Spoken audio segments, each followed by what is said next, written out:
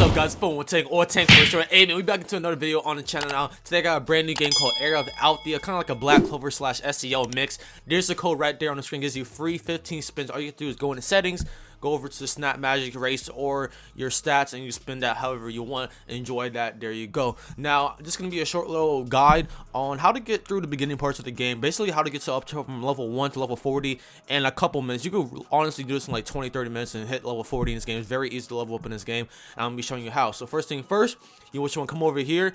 You want to come over to the blacksmithing area, and you want to talk over to this smith thing, and it'll give you this DDX notification on the top. And what that is basically later on you'll be able to convert that for XP. But you want to come over here and you want to buy the great sword. Now there's 3 weapons in the game: the spear, the great sword, and the regular sword and shield.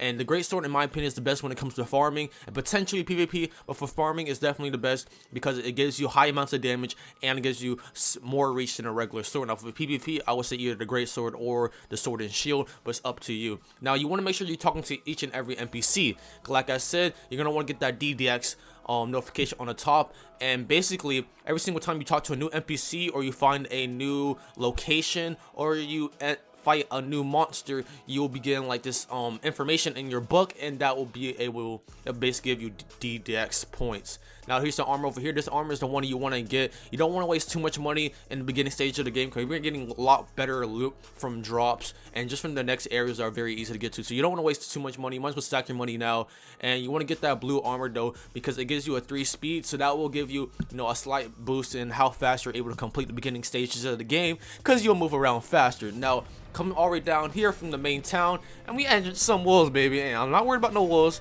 Y'all can catch the work. Now it's very easy to beat the wolves. All you have to do is chase around their backs. Just chase their tail the entire time.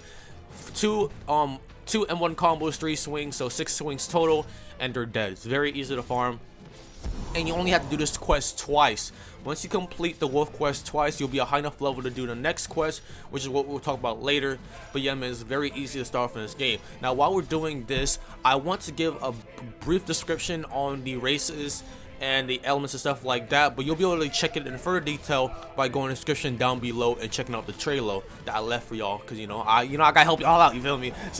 So there's several races in the game. You got Elf, Noble, Jackon, a bunch of other ones. They give certain type of buffs.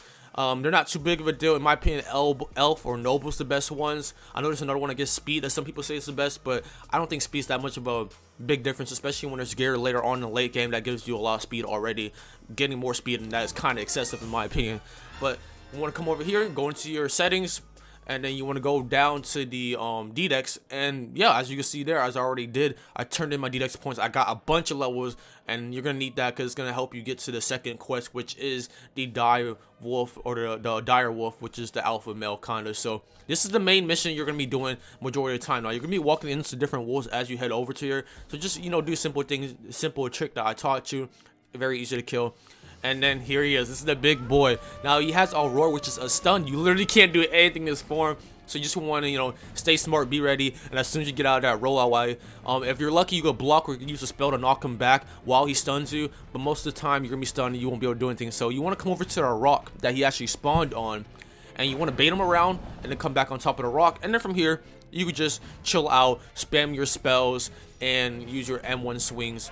Now you M1 swing twice, and you back up, wait for his animation, repeat, rinse and repeat, use your spells. Now if you don't back up in time, you can also block, and that will also protect you.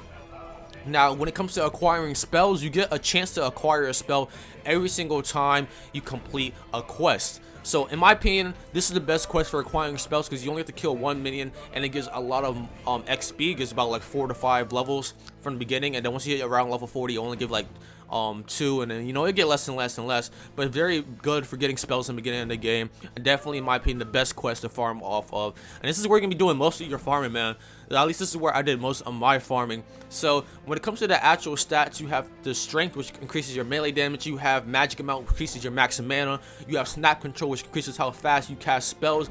And then finally you have cleverness, and cleverness actually increases the % chance of you getting a new spell after every quest. So In the beginning, cleverness is going to be really good. In the beginning, strength is going to be really good. It's going to help you farm. But the end game is going to be pretty irrelevant. You're not going to need it anymore because you're going to be able to get really good gear that's going to make up for that strength. And then cleverness is basically useless once you have all your spells, your 4 spells, and your Lumos, which basically gives you light, which helps in caves and dungeons and stuff like that. But yeah, man.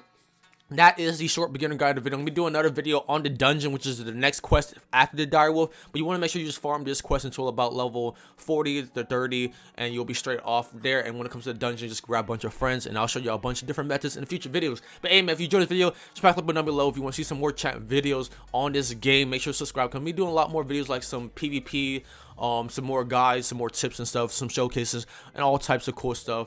And hey, as long as this game keeps on throwing out updates, I'm keep on throwing out videos on it. So hopefully you guys did enjoy. I hope y'all boys stay safe. And yeah, man, this is a quick little guide. Hope it helped you out. Make sure you join the Discord server in the description down below. Trello and code in the description as well. I'll see y'all boys later. Peace.